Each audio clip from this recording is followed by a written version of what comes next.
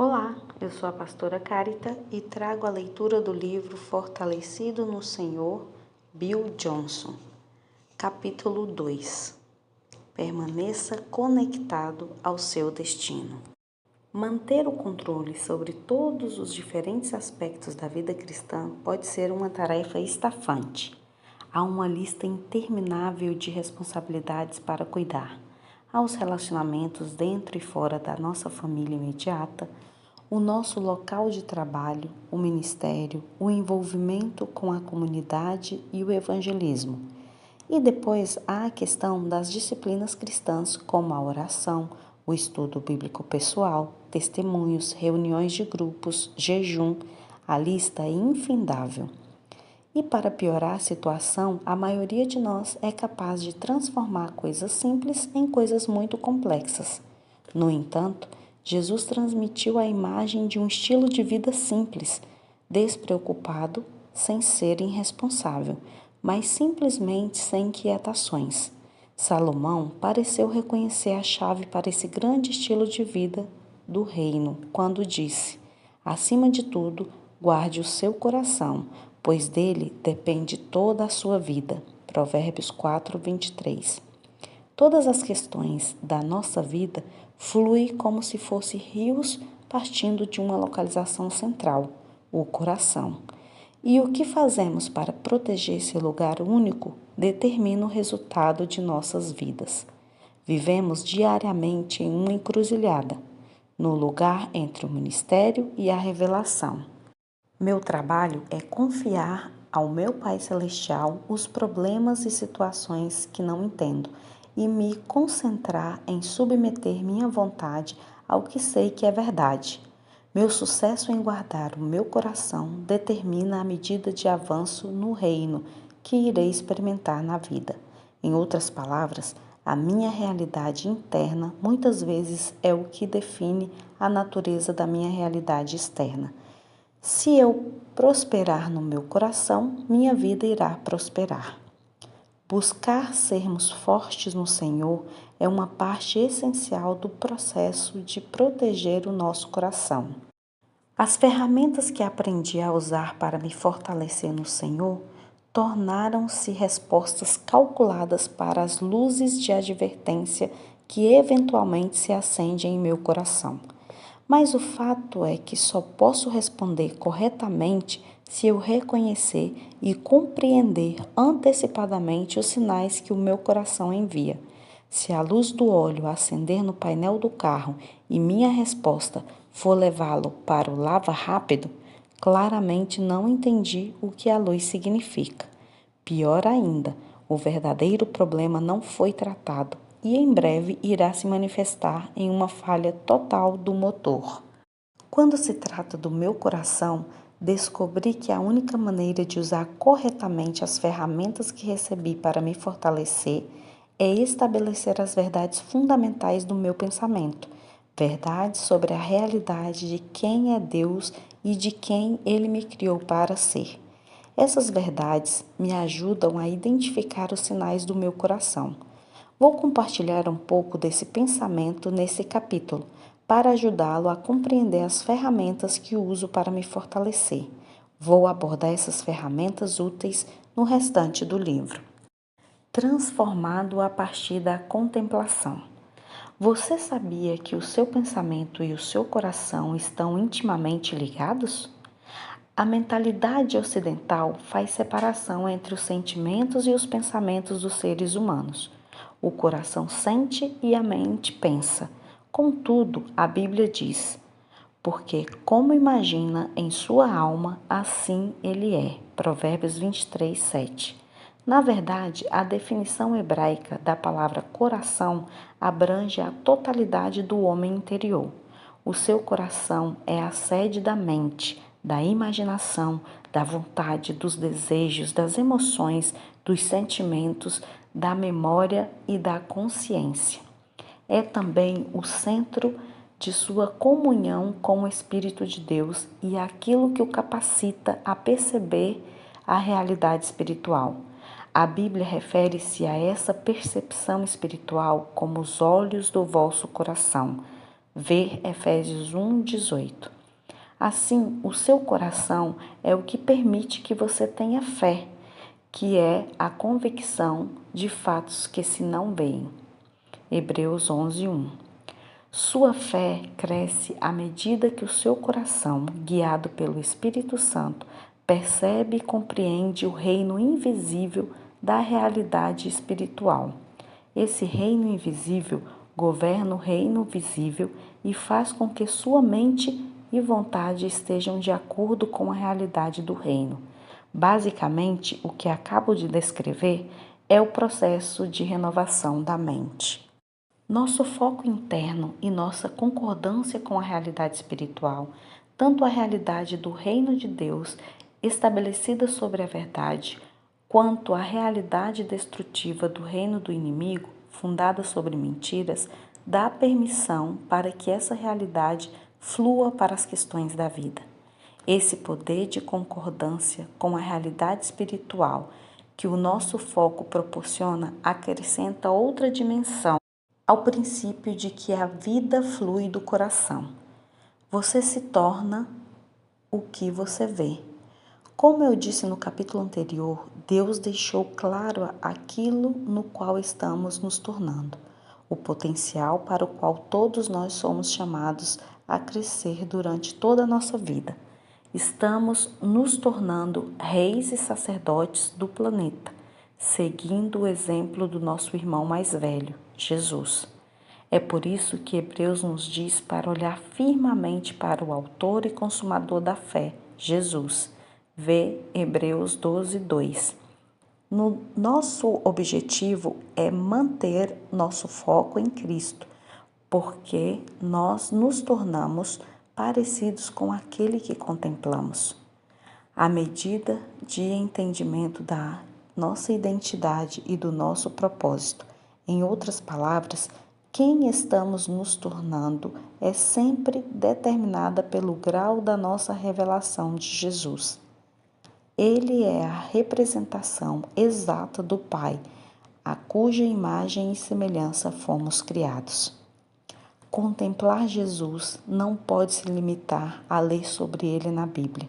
Jesus morreu para que o mesmo Espírito que estava nele e sobre ele, dando-lhe acesso constante ao que o Pai estava dizendo e fazendo, pudesse ser enviado para viver em nós.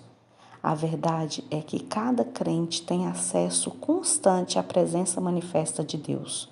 Somos um céu aberto, mas precisamos tirar proveito desse acesso, concentrando o nosso foco em Jesus.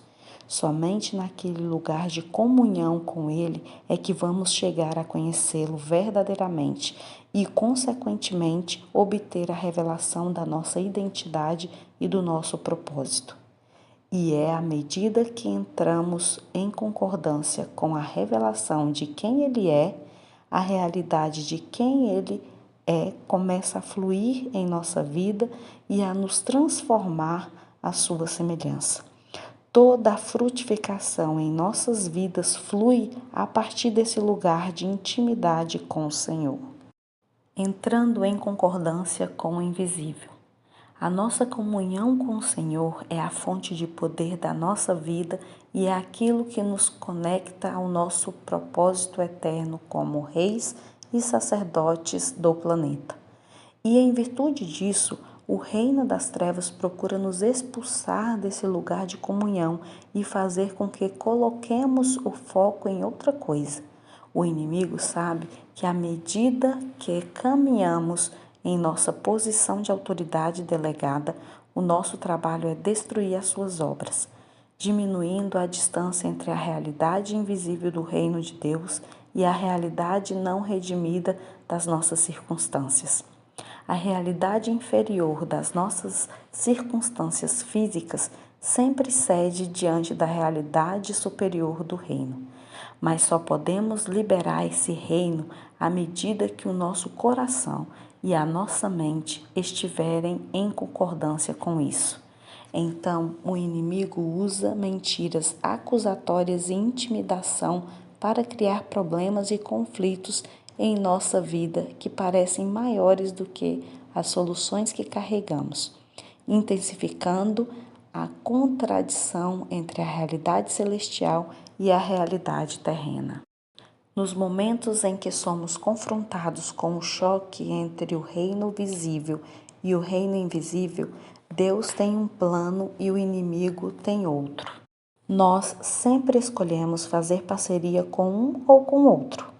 Ao fazê-lo, decidimos se a situação é um teste que prova e fortalece o nosso caráter e fé para andar no nosso propósito, mostrando a Deus que Ele pode confiar a nós, mas de si mesmo. Ou se a situação é uma tentação que nos leva para longe de Deus, em direção à amargura, dúvida, ansiedade e decepção. Essa escolha realmente deveria ser uma tarefa fácil para nós. Quero dizer, quem se importa com o plano do diabo? O plano de Deus é tão glorioso e seu amor e propósito para nossas vidas são tão grandes que todo o resto não tem o menor valor em comparação com isso. Todos nós deveríamos ser como Neemias, que quando os inimigos de Israel tentaram levá-lo a sair da cidade e conversar com ele na planície de Ono, disse: Estou fazendo grande obra, de modo que não poderei descer. Por que cessaria a obra enquanto eu a deixasse e fosse ter convosco? Neemias 6:3. Mas a verdade é que só podemos ignorar o inimigo quando estamos firmemente convencidos de que estamos fazendo uma grande obra para Deus, uma obra que Ele nos incumbiu de fazer. Nossa comissão vem da nossa submissão, a principal missão do Senhor, na terra como no céu. Apenas uma apaixonada devoção a Deus e uma convicção inabalável sobre a identidade e o propósito que Ele nos deu será mais forte do que a determinação do inimigo de nos distrair. Se não estamos convencidos do nosso objetivo, então damos ouvidos a mentiras do inimigo e convidamos a sua destruição para a nossa vida. A chave para ter essa convicção e paixão é, mais uma vez, o foco permanente no Senhor e na sua palavra acerca de nós. Uma das explicações mais claras da Bíblia sobre o motivo de Israel não ter conseguido andar em aliança com Deus está em Lamentações 1:9. Ela não pensava no seu fim, por isso caiu de modo espantoso.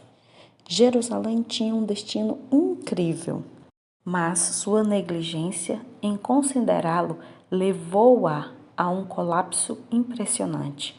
Sua destruição foi igual em proporção ao seu potencial para a grandeza. A razão pela qual vemos tantos seres humanos capazes de grande destruição e maldade é: somos os únicos na criação de Deus que tem o potencial para a grandeza.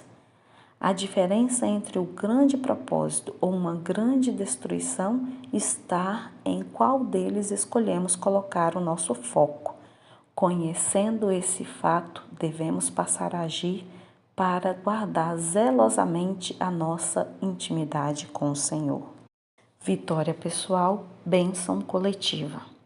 Você deve ter notado que os testes enfrentados por Davi foram testes que especificamente abordavam a sua capacidade de manter o foco em sua identidade e seu propósito. Ele foi testado em circunstâncias que contradiziam diretamente a palavra de Deus sobre a sua vida. Seu trabalho era ignorar o plano do inimigo e desenvolver a força de caráter que Deus estava buscando. Era como se Deus estivesse dizendo: tudo bem, Davi, eu o chamei de homem segundo o meu coração e o ungi para ser rei de Israel. Esse é o seu destino, mas você ainda será um rei segundo o meu coração, mesmo quando o homem que está atualmente na sua posição atacá-lo, persegui-lo e fizer de tudo para impedi-lo de chegar ao seu destino? Você será esse rei, mesmo quando os judeus que você deveria governar pretenderem transformá-lo no inimigo?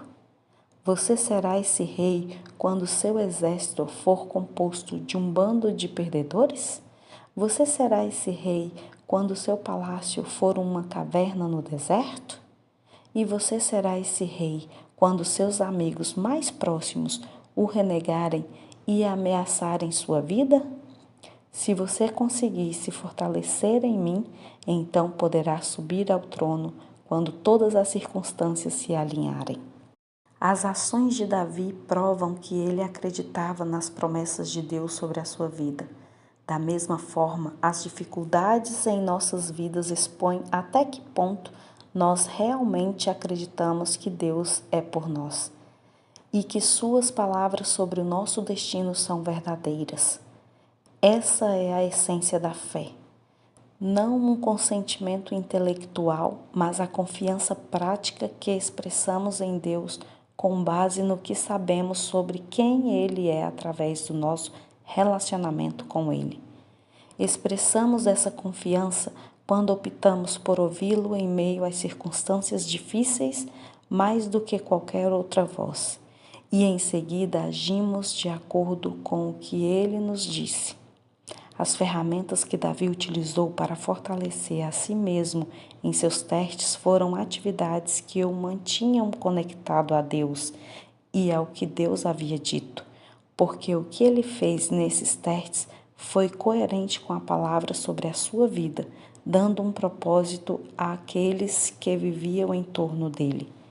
Atrevo-me a dizer que as coisas que Davi fez para se fortalecer foram algumas das mesmas coisas que ele fez para se relacionar com o Senhor antes de ser levado para o momento do teste. Ele não foi para o deserto sem as ferramentas para enfrentar os testes que iria encontrar lá. Deus o levou até lá porque ele estava pronto. Ainda não estava pronto para a realeza, mas para uma série de testes que aumentavam de dificuldades à medida que ele provava ser forte o suficiente para lidar com eles. Isso revela uma verdade sobre a natureza de Deus, que deveria nos dar uma boa razão para confiar nele, quando experimentamos os desafios da vida. Esta é a verdade. Sempre esteja preparado para o momento em que você está, porque Deus nunca deixa de lhe dar as ferramentas que você precisa de antemão. Você pode verificar esse aspecto da natureza do Senhor no seguinte episódio da história de Êxodo.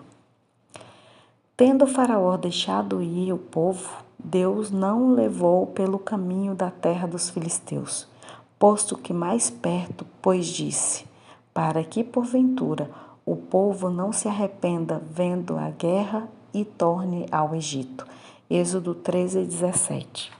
Deus manteve os israelitas longe de um desafio que eles não estavam preparados para enfrentar. A verdade é que as batalhas e os testes para os quais ele os conduziu foram aqueles para os quais o Senhor os havia preparado. Deus é um bom Pai. Ele não nos criou para fracassar, só para crescer. Assim como eu nunca enviaria os meus filhos para um desafio que não eles estivessem preparados para lidar, ele também não faz isso. Deus não nos criou para fracassar, só para crescer. A pedra fundamental da revelação: Deus é bom. Acredito que a razão pela qual muitos crentes caem na armadilha do medo e da ansiedade no momento da crise é porque permitem que o inimigo consiga distraí-los do seguinte fato: eles já estão preparados com ferramentas que estão em seu próprio arsenal. É fácil sermos surpreendidos pelos eventos que não esperávamos, mas nada surpreende Deus, e é por isso que Ele nos prepara para o que vem pela frente. Lembrar que Deus já viu o que está por vir e nos preparou para isto é simples, mas faz uma enorme diferença na nossa resposta à dificuldade. Quando nosso coração está ancorado nessa verdade sobre o caráter de Deus, nós começamos a fazer uma lista das nossas ferramentas e a usá-las quando enfrentamos um desafio. O fundamento da nossa reação automática diante dos desafios é a convicção ardente de que Deus é bom, sempre bom.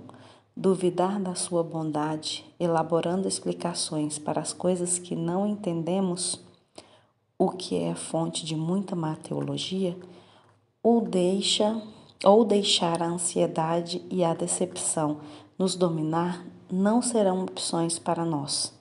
É como saber exatamente o que fazer quando a luz do óleo acende no nosso carro.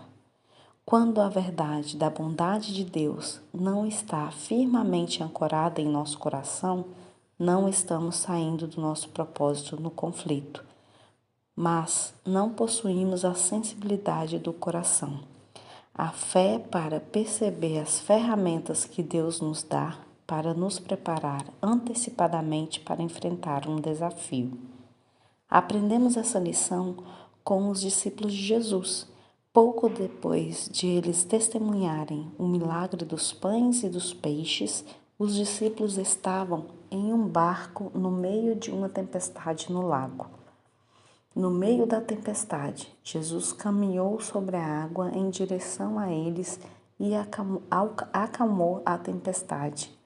Os discípulos ficaram impressionados com a demonstração de poder de Jesus, com sua própria incredulidade e provavelmente sua falta de reação para enfrentar mais um obstáculo com a autoridade que Jesus havia lhes dado. Marcos deu a seguinte explicação para a reação deles: porque não havia compreendido o milagre dos pães, antes o seu coração estava endurecido. Marcos 6,52. Nesse período de seu ministério, Jesus estava treinando os discípulos para fazer o que ele fez. Cada milagre que ele fez diante deles era uma lição sobre a natureza de Deus e um convite para eles viverem a partir daquela revelação.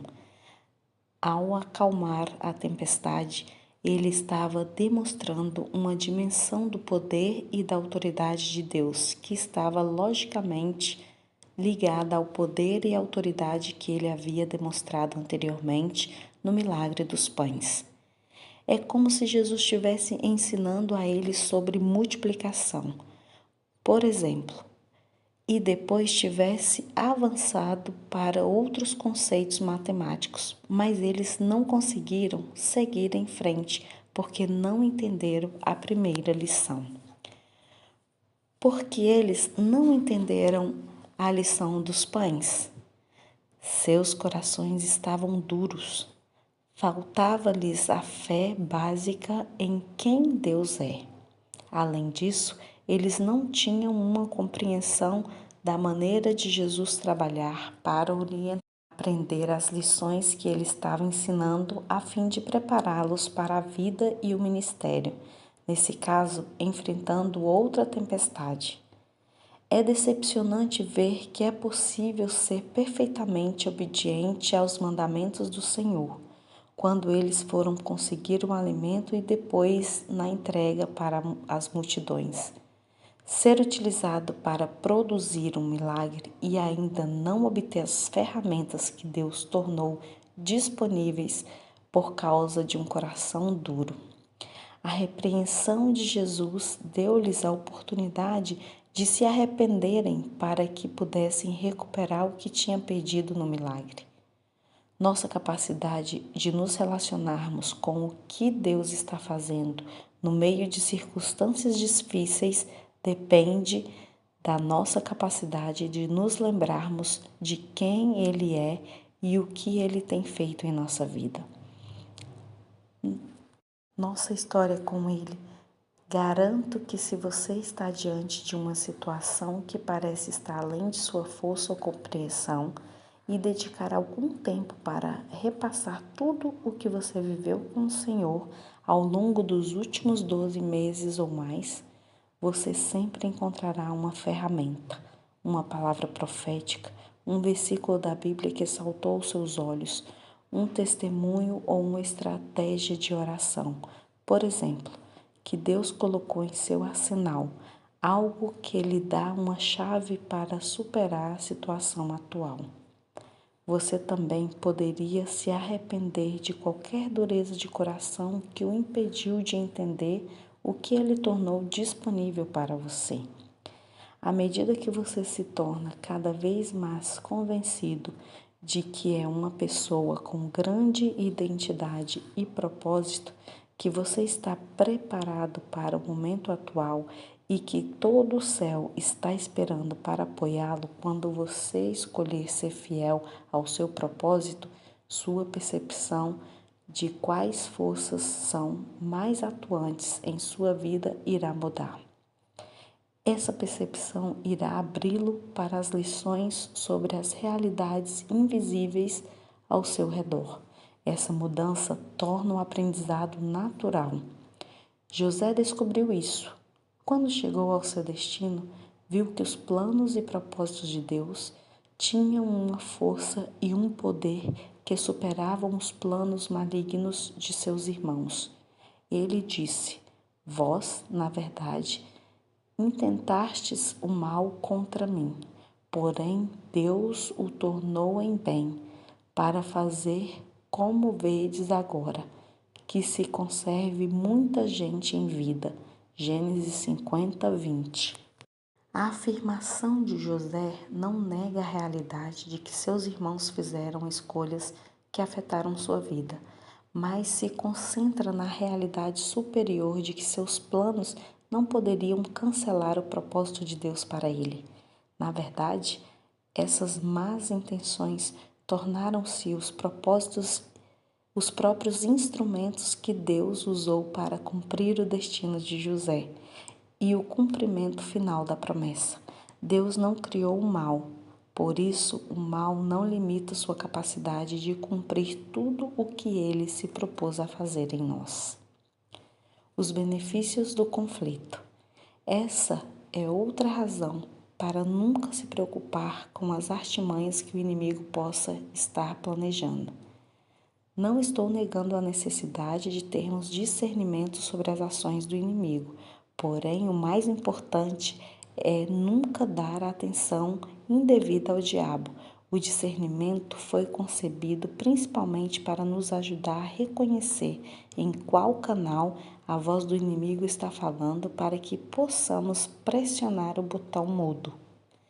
O diabo nunca foi uma ameaça para Deus. Nosso Senhor poderia facilmente acabar com todo o reino das trevas em um instante, mas decidiu que seria mais benéfico e mais glorioso compartilhar sua vitória com filhos e filhas feitos à sua imagem, que podem mostrar ao mundo quem ele é.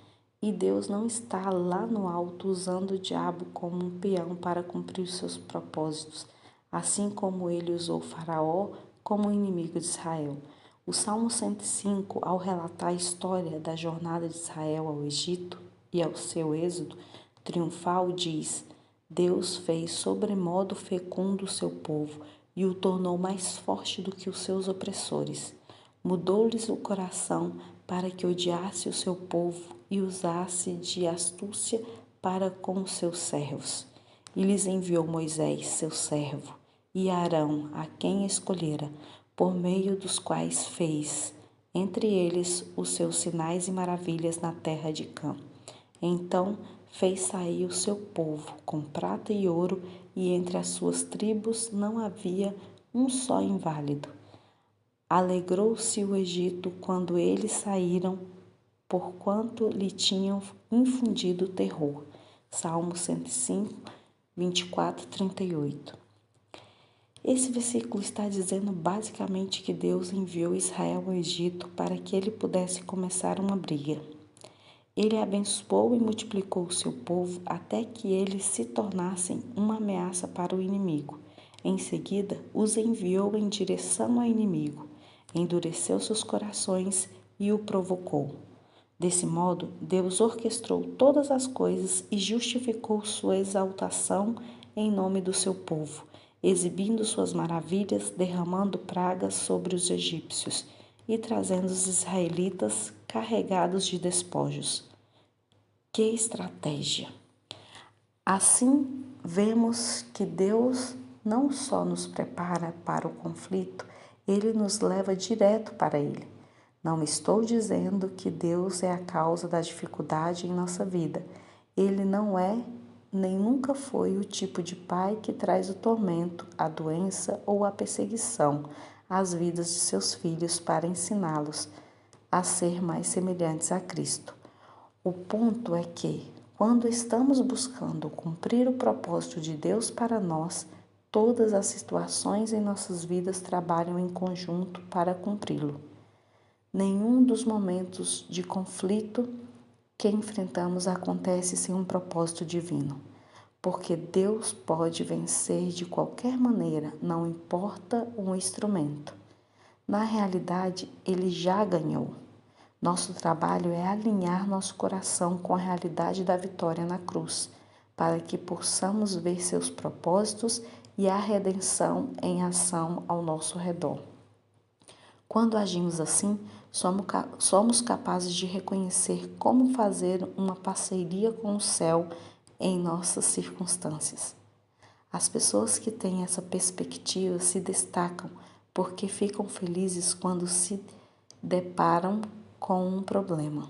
Sabem que é uma missão, um privilégio e uma alegria ver as impossibilidades e os problemas dobrarem os joelhos diante do nome de Jesus.